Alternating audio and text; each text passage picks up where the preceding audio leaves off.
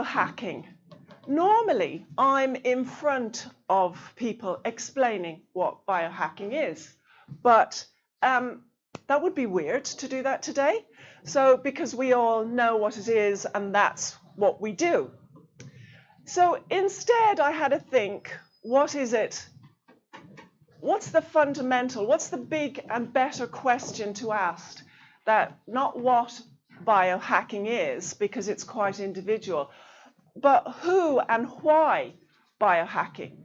Because actually it's our story that is the most interesting thing about biohacking. Our story. Our journey, our introduction to it is the most important part, because there were words like pioneer thrown around before, but it is that N=1 journey that makes it goes into this soup, and we're starting a movement. Now, if I can kind of contextualize what I mean and explain about the story, is that if you look at the history of medicine, and let's say, I don't know, a few thousand years ago, you had superstitions, and you had, and I'm talking in the West now, not the East have always been more advanced. But if you look at that journey that medicine has taken, it was about infection, it was dominated with superstition, or it was religion hampering it. It then did a jump to germs. It then did another jump to observation and understanding symptoms. And then it did another jump into the labs. And that's where it sort of forked. In the labs, it got big pharma jumped in, money jumped in. And whenever we can have money jumping in, we can have incredible things happening, but we can also have a distortion. And the medical profession started to medicate. So we were taking, like instead of say a paracetamol for a headache, it used to be a bit of a massage from a nurse, but that's gone now. It's here, take a pill. But what's wonderful about biohacking is that we are in the labs, but we're standing on the shoulders of giants. We're pulling that back into us.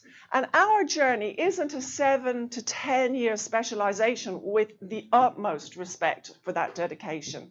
But it starts on day one, the day that we go, oh, hold on, a cup of coffee makes me feel a bit crazy, or something like that. So we're starting, and we're on the front line. We're thought leaders. We're, well, biohackers. So our story, and the stories that we're going to hear from everyone today, that's the exciting thing. That's where we're going to learn. We're going to learn from each other. It's the ripples. So I am by schooling a philosopher, and that was a good 4 years. It was sort of fun. Lots of thinking, navel gazing. But by practice, I'm a psychotherapist. So my story and my journey comes from the emotions.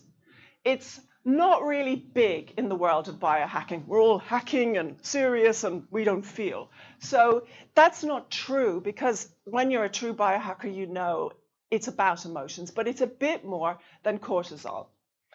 So my story begins in paradise, I am very happy to say. But obviously I'm standing here right now. So I am not in paradise. Well, kind of some days.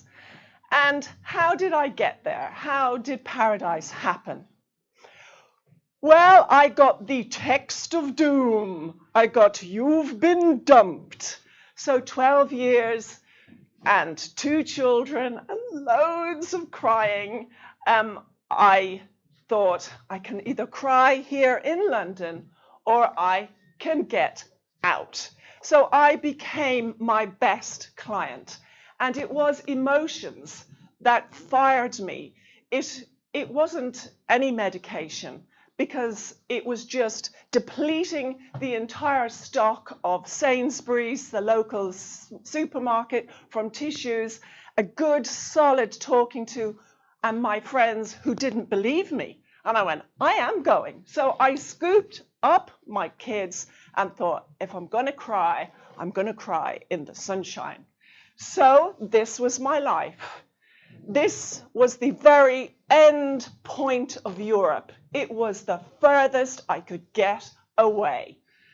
We have a tectonic plate of Africa meets Europe. Every day, that's what I saw.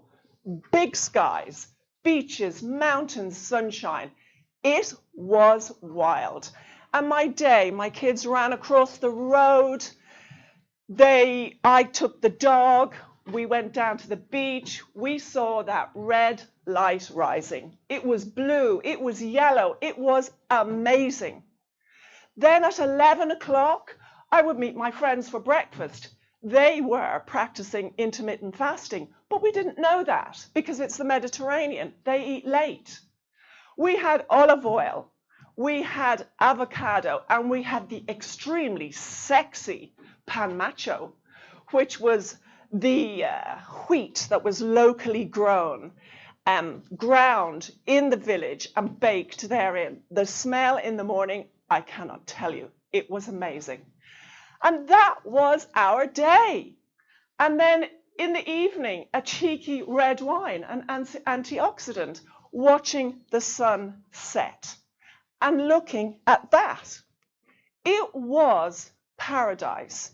It was the best place to cry because it did, as they say, turn the frown upside down. But it was where it all began for me. The biohacking. Now, we were surfing dudes, and my introduction wasn't necessarily the same as what it is in a city. It was with Laird Hamilton, who we would follow because he was having loads of kind of cool friends around his house. We were going, what's this bulletproof coffee? And we were kind of pushing peak performance because my colleague was a kite surfer, and he was trying to get people to live on the edge and to really feel it. Whereas I was more coming from this guy here, Richard Louv, about nature. And that was the most incredible thing. When I'm with my clients, I try to tell them about gratitude. And they go, oh, I've got nothing to be grateful about. And I say, look at your arms. Be grateful for your arms. They go, that's really dull. And I go, no. But it was the same for me. I was surrounded by all of this nature. We were wild camping. We were standing in waterfalls. It was cold. It was hot. We were jumping from the Atlantic to the Mediterranean. It was unbelievable, but it was only 50 quid on the flight away from where we are now. It was amazing. It was living life. And you didn't need to be having psilocybin because when you smelt the pine in the morning, it was astonishing. So the day, the grounding, the earthing, the living, it was life. So this was me with my kids, the pine forest, Spike the dog, every day.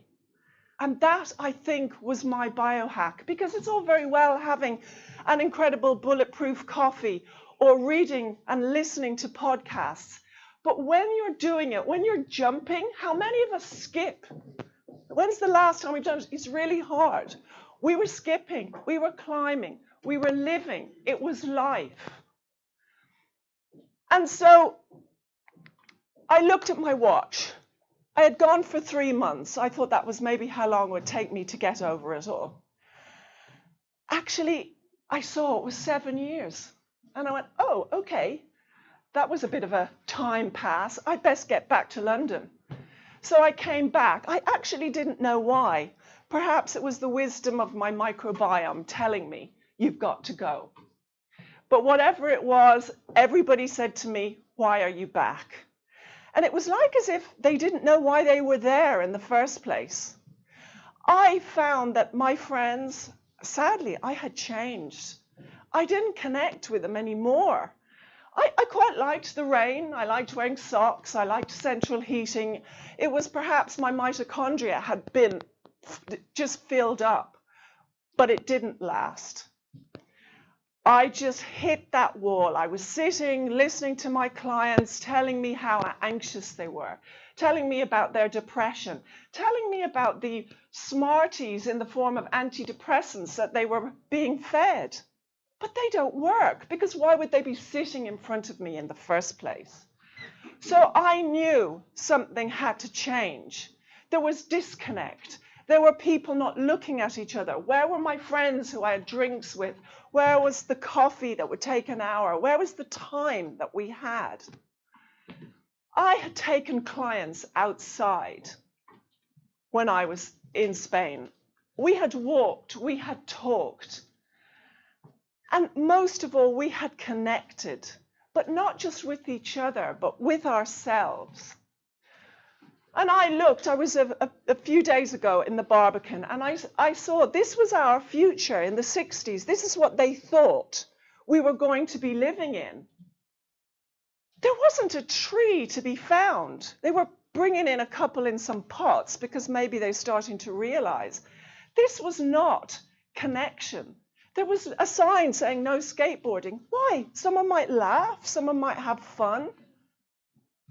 So every day I was trying, I was starting to have, realize that I had to add a potion here, add a potion there to get me going. I had to start living. I was listening to more podcasts, and I was listening back, and I was thinking back to the days when I had been connected.